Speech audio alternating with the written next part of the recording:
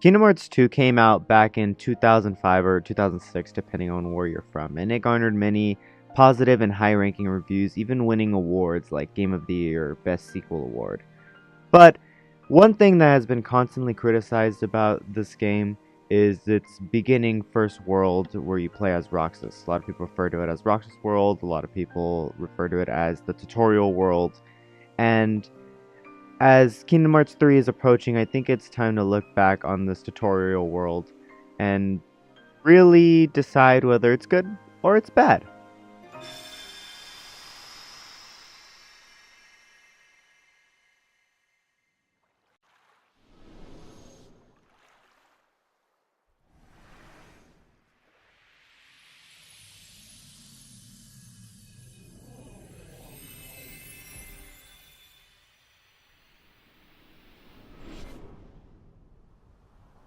A scattered dream that's like a far-off memory. A far-off memory that's like a scattered dream. I want to line the pieces up.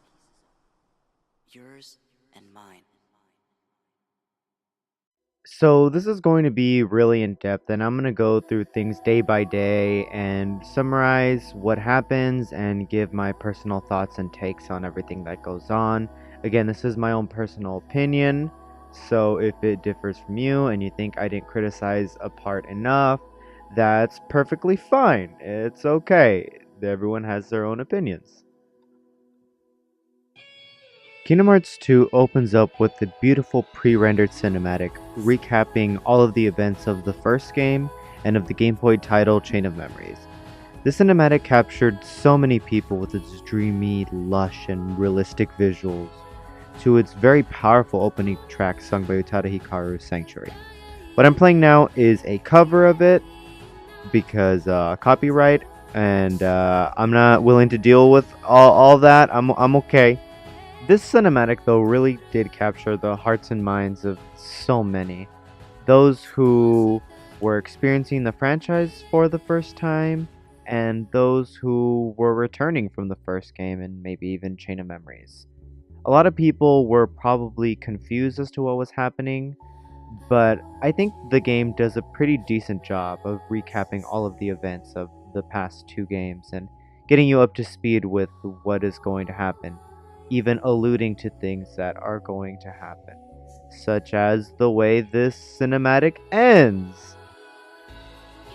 As the cutscene is starting to come to a close, you see Sora back on the island with his two best friends, Rico and Kairi, and then suddenly a figure falls out from beneath him.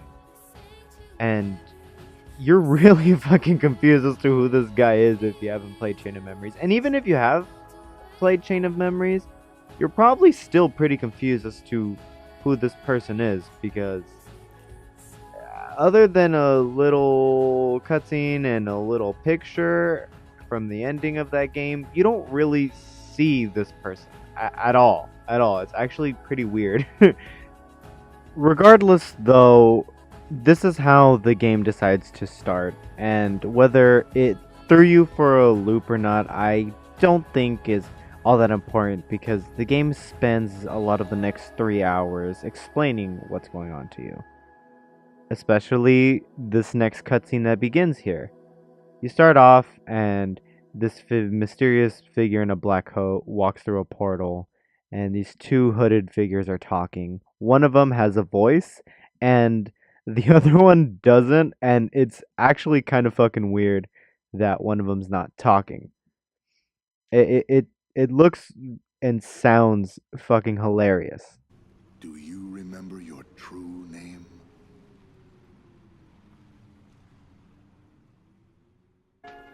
Hey, who's he? I don't know. Sora? And finally, we get to characters that most people will recognize, even if they haven't played the first two games. Roxas has these dreams every night, and each night they have a different theme and they show different things and events from the first game.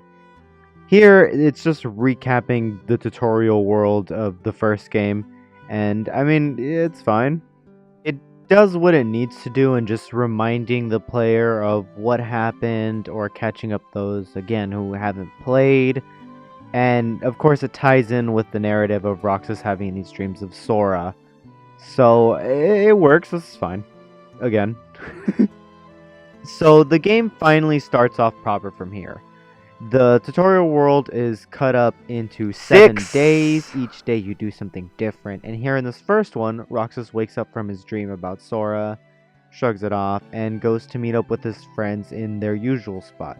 Here they're talking about the bully in town, Cypher, is going around calling them thieves because a bunch of things have been stolen. And to solve this issue, Roxas comes up with an impeccable plan.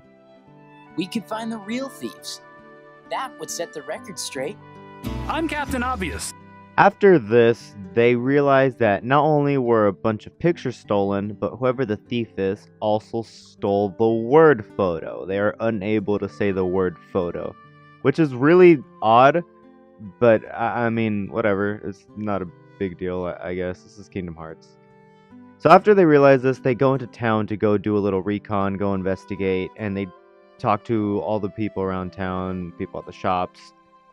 This is really just for you to get used to the controls, so you can walk around, you can jump. It teaches you how to lock on to enemies, how to talk to other people by pressing triangle. This is just straight up tutorial. But finally, after this, you get into some action. You confront Cypher and you have to pick a weapon, either one with more offense, one with defense, or one with more magic abilities. And this will affect how you are in the game. Later on you can circumvent this, but that's besides the point. Here in early game, picking is very important. So pick offense, ladies and gents. So the first boss fight begins, and this one's pretty easy since it's the very first fight. There's not much to it. He goes down pretty quick in about 9 hits or so. And after you kick Cypher's ass, Pence tries to take a picture of you standing in front of Cypher, kneeling like a bitch. And then a mysterious figure suddenly comes to steal your camera while it's doing some weird-ass gymnastics.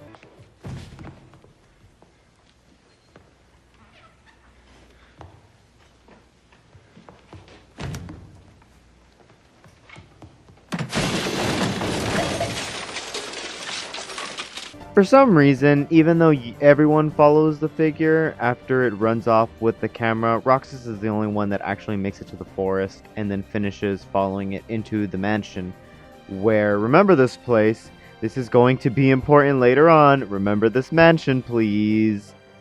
Here you have your second fight, but you quickly realize that your attacks aren't actually doing anything. So the game decides to just give you the Keyblade, which confuses the shit out of Roxas, but it's fine because you're finally able to finish the fight and really finish off this day in terms of things that you do. After this, a cutscene plays where Roxas, Hayner, Pence, and Alette are just looking through all the photos that were stolen, and they realize that Roxas is in every single one of them, and that's why people thought they had stolen stuff, not because of Cypher going around talking smack. In this moment, though, there is one of those heartwarming moments that Roxas has with his friends, and I think these moments are really important. There's quite a few in this opening, and they really help solidify this friendship that these characters have. And I don't know, it's kind of relatable. I would say something similar to what they're talking about here. So I don't know, I personally really like these moments as a kid, and even now as an adult, it brings me back to my childhood. And I think scenes like this are really important in this game. They really make the experience for me, and probably for many others. Wouldn't it be weird if the thief wanted to steal the real Roxas or something? Come on, get serious. Why would anyone want to steal a bonehead like Roxas? Oh, thanks.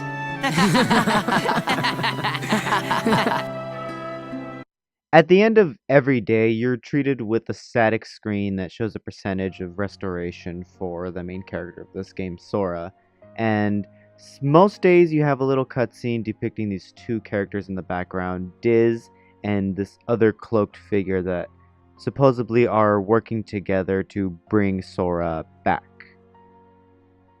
That is the end of day 1 though, so let's get into day 2, starting with the dreams of Sora. The central theme of the dreams that Roxas has this night have to do with Sora acquiring the Keyblade, being lost from his island, and understanding and knowing what the Keyblade does in the first game. He fights Heartless, obviously, but he also opens chests and unlocks keyholes and things of that nature.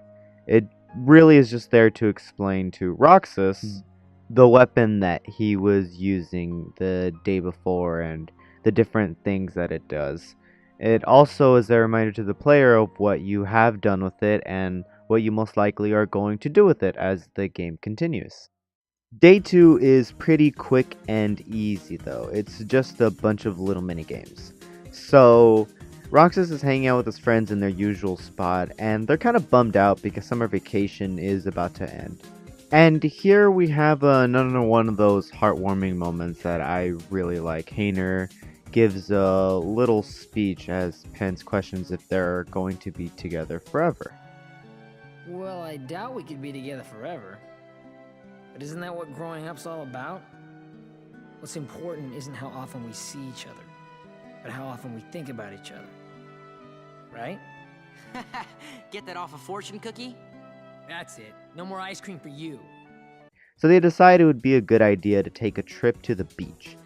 They're all broke though, so they have to get jobs around town, and this is where the minigames come in. You can do a number of different things like deliver mail, throw shit up a mountain, do tricks with a ball in front of people, poster duty, clean up junk by fucking destroying it, and massacring bees.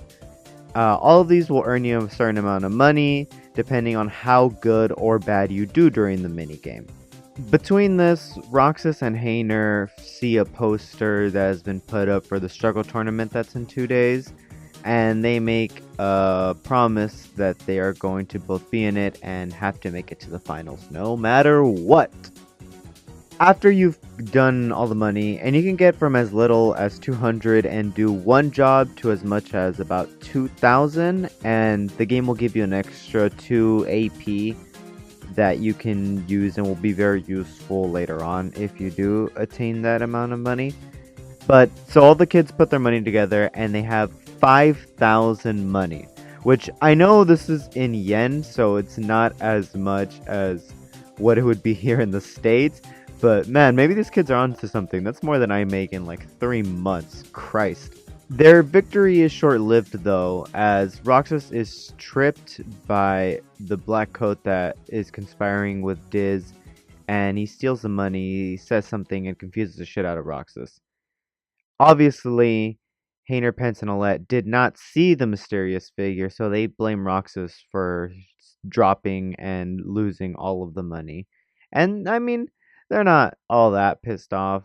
I mean, as soon as they miss the train, they go up to the tower, where I guess they go all the time. Also, this is their other usual spot to eat ice cream. And they're just talking, telling Roxas to cheer up and that everything's fine. It's not a big deal. So yeah, it's cute friendship. This is a cute scene. And that is the end of day 2. Pretty short. Day 3 is probably the best day. Here, Roxas has a dream where it recaps important moments from many of the worlds in Kingdom Hearts 1. The central theme here being Sora's friends, most importantly Riku and the one girl that he can't seem to remember yet. At the end, you also get to see another girl in a white dress. Her name is Naminé, and she can also faintly be seen when Roxas wakes up. She's in his room, and this cues you into some of the weird shit that's about to happen for the day. Roxas shrugs off the fact that there was just a girl in his room that he doesn't know and goes to the usual spot to meet up with his friends. Hayner has left a note that they're going to the beach and he has all the expenses covered for them. And on his way to the train station, he runs into Hayner and Pence. Suddenly, time is frozen, and the girl that was in his room has confronted him, saying that she's glad that she got to meet him for the first time. And as she walks off, time comes back, and his friends obviously didn't see her because time was frozen. Roxas tells him that he's gonna head over right now, but he just wants to see where the girl went. He then heads off to find where she went. He thinks that she headed towards the mansion, but on his way over there, a portal where a bunch of those figures that we fought off in the first day appear, and they chase him down all the way back to the Sandlot, where Roxas and Cypher's gang confront the group of enemies head to head. Here you have a little fight with one of them, but of course, because you don't have the Keyblade, you can't actually damage them. So you are teleported away to this place called the Station of Serenity, where you have to pick between a shield, a sword, and a magic staff. And all this does is change the abilities that you will get throughout the game. So you'll get different abilities at different times with the shield, with the sword, and with the staff. Similar to how things worked in the first game, where you picked certain attributes and gave up certain attributes, and that dictated how you leveled up throughout the game. This is similar, just a little more simple. But after you pick your weapon, you go into a fight where you take out all 3 of these enemies. And after you finish the fight, a door will appear in front of you where you can go through it and go up the stairs to the next fight. Before you do that though, at this point you finally have full access to the main menu, and here you can look at your items, change your items, you can change your abilities, use the customize menu, go to the settings and change settings if you need to change anything, look at the journal. Finally have full access to the menu, and that's a really good thing. So after you change the menu and do whatever you need to do, you can finally head up the stairs and commence the first real big boss battle of the game. Twilight Thorn is the first real boss battle of the game. He's this big, menacing nobody that comes out of the ground like Taylor Swift. Twilight Thorn being the first boss fight of the game really sets a precedent for what you're going to see in the rest of it. This boss fight has a plethora of moves, it has multiple phases, and it has a lot of triangle reaction commands that you can do. The first phase of this fight is really just a giant waiting game where you wait,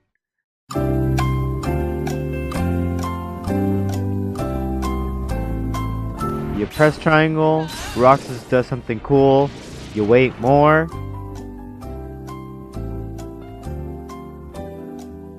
you press triangle again, Roxas does something else that's cool.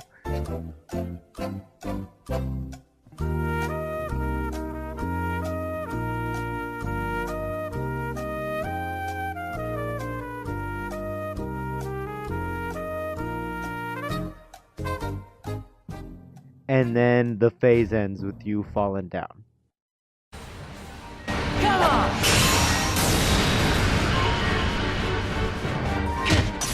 The second phase of this fight varies very much depending on what mode you are playing in. If you are playing in critical mode, he will just kind of dive straight forward and nest all of his arms, legs, and head into the ground, and he'll send creepers to come and attack you. There are these other smaller nobodies. And just a pro tip, if you stand right in front of his face, he won't send out a lot of those reaction commands that hit you and throw you back to artificially make the fight longer. So you'll have a much easier time if you stand right in front of him. On critical mode, this fight can definitely be a ballbuster on first try, because a lot of his attacks are 2, maybe 3 shots, so they hit really hard in comparison to everything else that you've been dealing with up until this point in the game. So it'll catch you off guard, and having the 2 extra creepers come at you, and also the Twilight Thorn trying to throw you back, it definitely adds on to the list of annoyances. But even with all those things, I don't think this fight is all that bad. I think it's pretty okay. It's one of my favorites in the whole game, actually. I have a lot of nostalgic memories of this fight, and I would say it's a net positive. When the fight ends, Twilight Thorn will fall on top of you and create like this mass of darkness that Roxas feels sucking him in, but just in time, Naminé comes to save the day, and she tries to do an exposition dump on Roxas and explain everything that has been going on, but she is quickly stopped by the patriarchy. I cannot believe it. The fucking patriarchy. Look at this guy. Look at this motherfucker. Not only does he stop Naminé from explaining things to you, but he also grabs you and pushes you through a portal that Roxas is too stupid to avoid, and ending all of this stuff. When Roxas finally comes to and awakens, he realizes that he has been fainted the whole time with Cypher's gang, and they've just been making fun of him and taking pictures of him. His friends then show up to see him, what seemingly is him hanging out with Cypher's gang all day. But in reality, he was just fainted. His friends are upset that he was hanging out with them, and they don't go to the beach because it wouldn't have been the same without him. So everyone's kind of and that's the end of the day. What a fun day. You and I have to make the finals. That way, no matter who wins, the four of us split the prize. Okay, you're on. You two are gonna clean up. Go get him. It's a promise. The main theme of the dreams that he has this night have to do with the promise that he made to Kairi during the events of KH1. As always, there are other events in here recapping things that happened towards the end of the game as we're getting closer to the end of Roxas's time here. But again, the main focus is this promise that he made to bring Kairi's lucky charm back to her. And this ties in perfectly to the theme of Roxas making a promise with Hayner for the struggle tournament for the day, which is what is gonna happen today. Take this. It's my lucky charm. Be sure to bring it back to me. Don't worry, I will. Promise? Don't ever forget. Wherever you go, I'm always with you.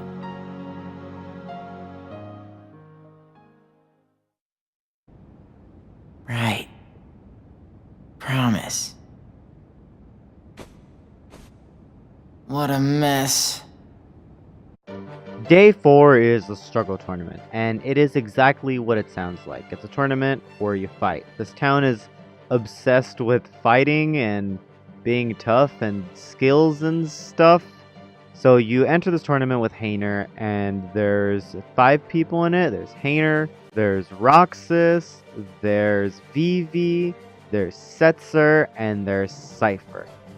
In the first round, we're going to get the tough shit out of the way and face our problems as we're up against Hayner in the very first round. And they have a touching moment before the match begins where Hayner tells Roxas that he needs to kind of get over himself and everything that's been going around and just kind of enjoy his time that he has left with his friends during the summer. And it's a nice, cute, touching moment right before they beat the shit out of each other. So it's great. So the way the struggle tournament works is everyone's going to have 100 orbs, and there's 2 ways you can win. You could either 1, run the timer down and have more orbs than the other person, or 2, you can collect all orbs that are available. So if you end up with 200 orbs, you will automatically win. So you could get times that are really quick from like 10-15 seconds, or you could run down the entire minute depending on how you want to play. So after you beat Hayner, Vivi and Cypher are in the second round, and Vivi surprisingly beats the living shit out of Cypher, and it's actually pretty funny because it happens so fast and he's really butthurt about it. So he tells you that it's not Vivi, there's no way Vivi could be that tough, I'm not a little bitch, please don't think that of me, beat him for me. And with the consent of Cypher, we go in to beat the crap out of Vivi in the very next round.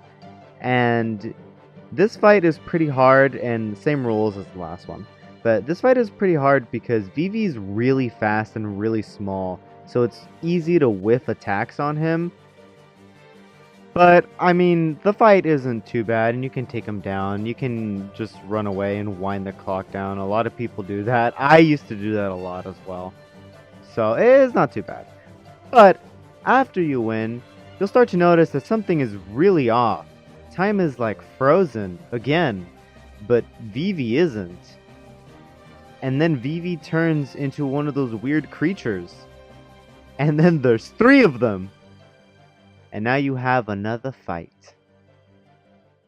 After you take out the 3 enemies, a guy in a black cloak appears and he starts talking to you as if he knows you, starts cheering you on. Then he takes off his hood to reveal his face, and he looks pretty cool. He has this red kind of spiky hair, but it's down. I don't know, his hair is really fucking cool. This guy is Axel. He starts talking about some nonsense that the town is the creation of some guy and that he doesn't have time to explain everything that's going on, but you have to go with him whether you want to or not, which means another fight. And this one is really cool because you're really intrigued and confused as to what's going on in the story right now. And even though the fight is kind of short, it's not too bad. It's pretty challenging because Axel hits pretty hard and has a lot of moves that counteract attacks directly. But it only takes 9 hits to take him down, and once you do, the man that you've been getting backstory about, Diz, appears, and he starts talking to you, saying not to listen to Axel, that he speaks in nonsense and he's crazy. And don't worry, everything's fine. Roxas, in complete confusion, yells out, Hayner, Pencilette, and this sets time back in motion and everything turns to normal. And he ends up winning the fight against Vivi. If you still remember that you were fighting Vivi, well, you win. Everyone comes back to normal and is pretty confused because Vivi just kind of falls and admits defeat, I guess. And after winning him, this advances you towards the championship round. You've won the regular tournament rounds, and now there's a championship one where you go up against the winner from last year, Setzer. And Setzer tries to get you to throw the match and he'll pay you for it. And it's up to you. At this point, you could either win or you can lose to Setzer. I would recommend losing to him because he gives you this gold medallion, and that gives you a strength increase that is actually very useful in early game. So I would lose. After you win or lose, doesn't matter. Roxas, Hayner, Pence, and Alette go to celebrate that Roxas won the regular tournament on top of the tower. They take ice cream and they have this really sweet moment where Roxas takes off the little orbs that are on the trophy that he won, and they all hold their orbs up to the sun, and it's a really beautiful cinematic moment that I love. It's one of those heartwarming moments of friendship that this intro has, and that it uses to its benefit. As promised. Thanks a ton, Roxas. One more treasure for us to share. I've got a present too, for all of us. Whoa.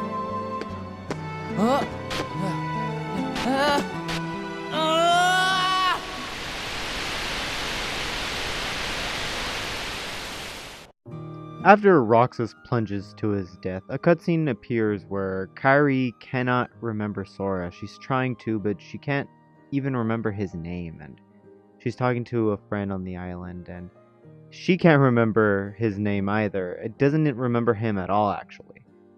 And then this puts Kairi in contact with Roxas, and I guess they're like mentally talking, and it's pretty weird. But it's very cute and endearing because Roxas says that, oh, you're the girl that he likes, and she really wants to know who he's talking about. And then, vicariously through Roxas, this puts Kairi in contact with Sora. And Sora is kind of joking around, offended that she can't remember his name. So he gives her a hint, and this is one of the cutest cutscenes in this entire game. I love this cutscene. You don't remember my name? Thanks a lot, Kairi. Okay, I guess I can give you a hint. Starts with an S. After this, Kyrie awakens and she finally remembers his name. She runs home to write a letter that she then throws into the ocean. And this letter we will be seeing later again, way later again in this game. Right? Sora?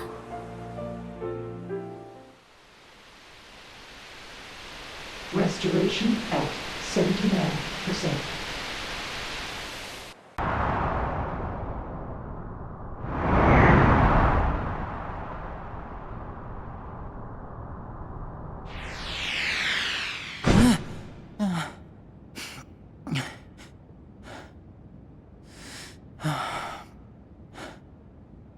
I'm dreaming. So it turns out that Roxas didn't die and still has some more time left here. Day 5 is another day full of just minigames. Here, Roxas and his friends have to write their paper for the summer that I guess they turn in to school when school begins in a few days. And they're going to write about these 7 mysterious things around town called the 7 Wonders. The 7 Wonders end up just being 4 little mini games and one really intriguing cutscene at the very end. But other than that, this day is kind of just filler, and that's okay. I think we do need a day like this in between all the crazy stuff that's happened, where you just get to see Roxas with his friends, just experiencing things that teenagers would experience. Just going around, having fun. So the 4 minigames are just a wall throwing balls at you, a bunch of different clones of Vivi attacking you, a shadow version of yourself attacking you, and a dog in a trash bag that you have to get out of the trash bag. It's actually really funny. All of these things, though, as you get to see, are caused by nobodies and somebody fucking around with the town. So, I don't know, that doesn't really go anywhere though. I guess you can take it as someone like Axel from the organization just spying on you.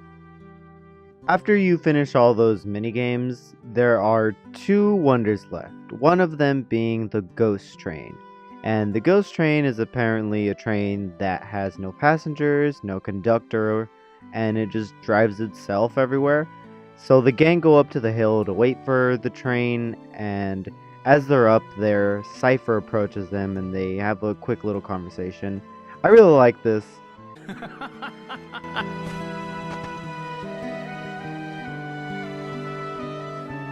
Why does looking at you always tick me off? I don't know. Maybe it's destiny. Destiny? In that case, let's be friends.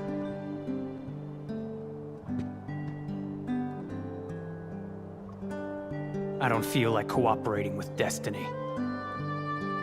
When have you ever cooperated with anything?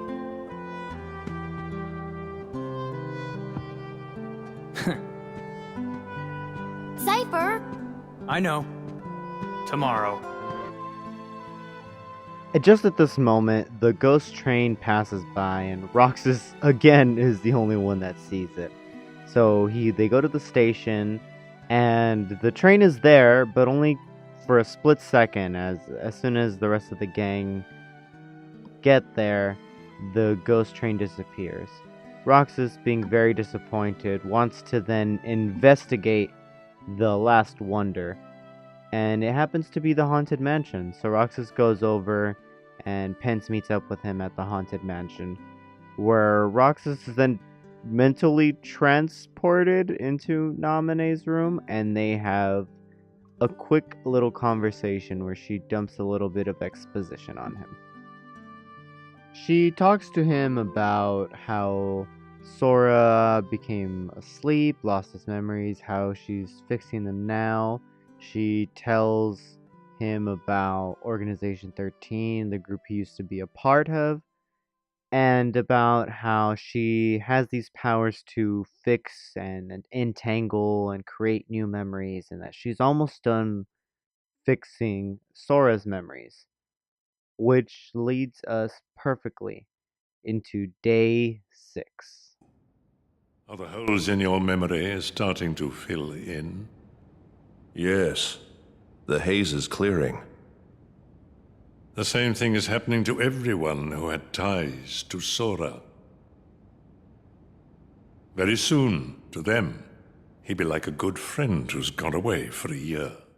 So here we are at the final dreams of Roxas World, and these dreams just go over the last events of Kingdom Hearts 1, getting to the end of the world, fighting Ansem, saving all the worlds, finding Kingdom Hearts, and figuring out that it's light and everything is not all darkness. And then at the end they go towards this big mansion that if you play Chain of Memories you'll recognize.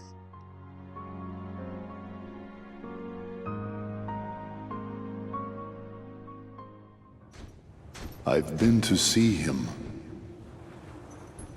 He looks a lot like you. Who are you? Now, all the holes that we have had in our heads and in Roxas's head in turn are starting to fill in. We're starting to find out that Roxas was a part of this organization. And he was best friends with Axel at one point, but he tried to leave the organization and had to fight off a bunch of nobodies and Heartless, and ended up having to fight Riku here, which comes into more importance later on in the game, but here it serves as a explanation as to what happened to Roxas after he left the organization and how he ended up where he is right now in Twilight Town. And now, here we are in the final day. Roxas wakes up and he's feeling really weird, and the developers have this cool scene where he's switching places back and forth between Sora. They're kind of like fading in and out of each other. And it serves this narrative purpose as to what's going to happen to Roxas in this day. So Roxas heads out to meet up with his friends, and he gets to the usual spot and realizes that they can't see him, and he kind of fades through them, or they fade through him. And here, Roxas has lost everything that he knows.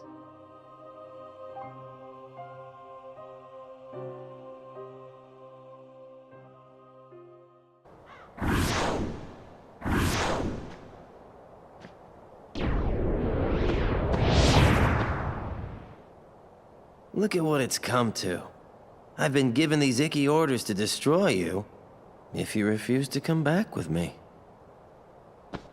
We're best friends, right? Sure, but I'm not getting turned into a dusk for... Wait a sec. You remember now? Roxas remembers bits and pieces of what happened, but he doesn't know the whole story, and he doesn't even know where he really belongs. He's having this existential crisis at the moment. So he fights some nobodies here, then time is frozen, and Axel stays in place, so you don't fight him here. And you run off towards the mansion because the voice in the sky, which is Diz, tells you to run to the mansion. So that's where we're heading. Finally, Roxas makes it inside the mansion, and he runs up to Naminé's room where he wants to confront her and ask her a few more questions. But before he can even do that, Diz and this other figure stop her and take her away from Roxas, leaving a lot of unanswered questions for him. I may not know it's you, and you may not know it's me, but we will meet again, someday soon. I promise. Let her go! Naminé! With Naminé gone, there's really nobody else that can give Roxas any more answers at this point, so he heads down to the basement where he discovers a computer, and this is the computer that Diz has been using to monitor Roxas and keep him in this Twilight Town. He finds out that the town is fake, and all of his memories of his friends are fake as well. So he destroys the computer in pure anger. A door opens because breaking computers make doors open, and he goes down through the door to finally confront Axel one last time. Simply amazing, Roxas. Axel. You really do remember me this time. I'm so flattered! But you're too late! And here begins the final fight of Roxas World, and this one is probably the best, because everything is really at stake here. Roxas has lost everything, he's destroyed the computer, he's starting to remember everything. Axel was once his best friend who he's now lost and he's fighting against. The tension is really high here, and this fight is a thing of beauty. You get to use 2 Keyblades, and you really get to kick Axel's ass, even with the floor on fire and him having the upper hand.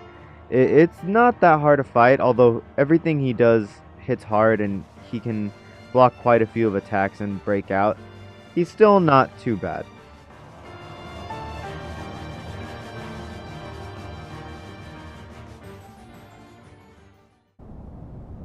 Axel. Let's meet again in the next life. Yeah, I'll be waiting. Silly. Just because you have a next life.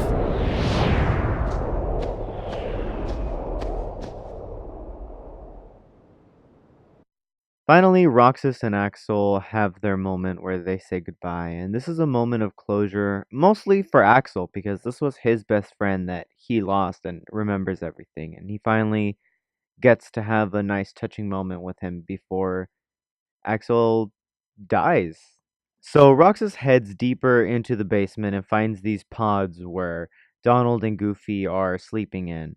He then sees a door which leads him into a room with a giant pod where we imagine Sora is sleeping in.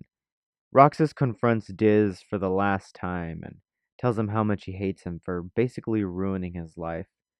Then the pod opens, and we have probably the most beautiful moment in this entire opening.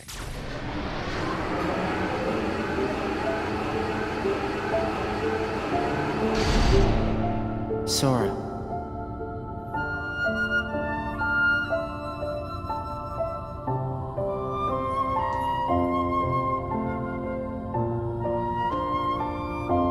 You're lucky. Looks like my summer vacation is over.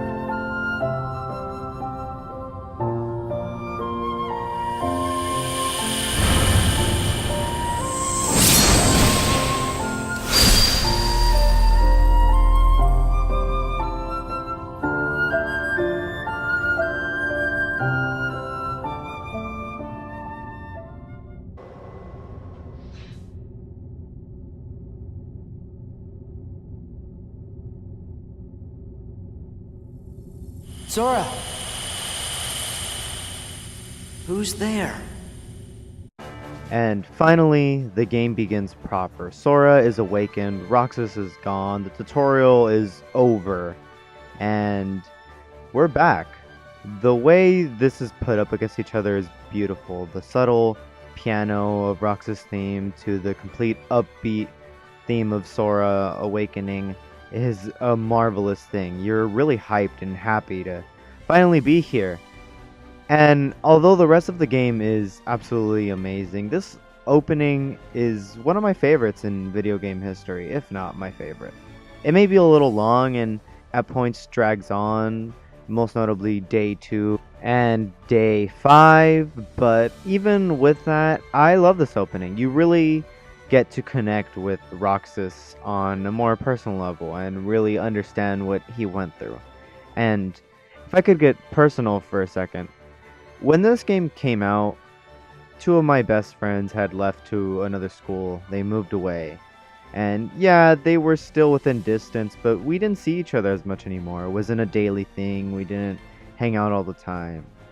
At this point in my life, I felt really alone, and to be with this group of friends that were normal, doing normal things, I really connected with them personally, and I loved to see Roxas and his friends. It really brought a lot of happiness to my life. It really filled in holes that real life couldn't fill. And that's why I love the opening to Kingdom Hearts 2. It's my favorite, and it brings back so many memories from my childhood, good and bad. But now as an adult, I can appreciate it more for what it does. It slowly introduces you to the game. It slowly builds and gives you all this story. I honestly don't think there's a lot of dull moments. Sure, like I said, day 2 and 5 are kind of slow, but they're still you can get through them pretty quickly if you want, and they don't drag down the game too much. I still enjoy all these moments that Roxas has with his friends. I think this opening is really important, and I love it. But we're not completely done here yet. Sora, Donald, and Goofy go to investigate the town, and they run into Hayner, Pence, and Olette in their usual spot. They tell them about Mickey, who has been looking for them and wants to meet them at the station. So they go to the station to meet up with Mickey. They fight off some nobodies. Mickey gives them a pouch that was stolen from Roxas and some money to buy tickets to board a train, which is the ghost train from earlier in the game. And here, Sora, Hayner, Pence, and Olette have this touching moment where you can feel Roxas. And this is the last moment that we have here for a while. And it is a perfect way to send off this opening. Hey, Sora? You sure we haven't met before? Positive. Why do you ask? I don't know.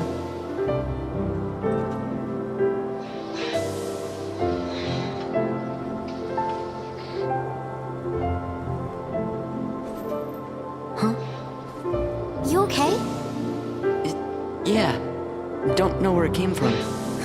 Pull it together. Right. See ya.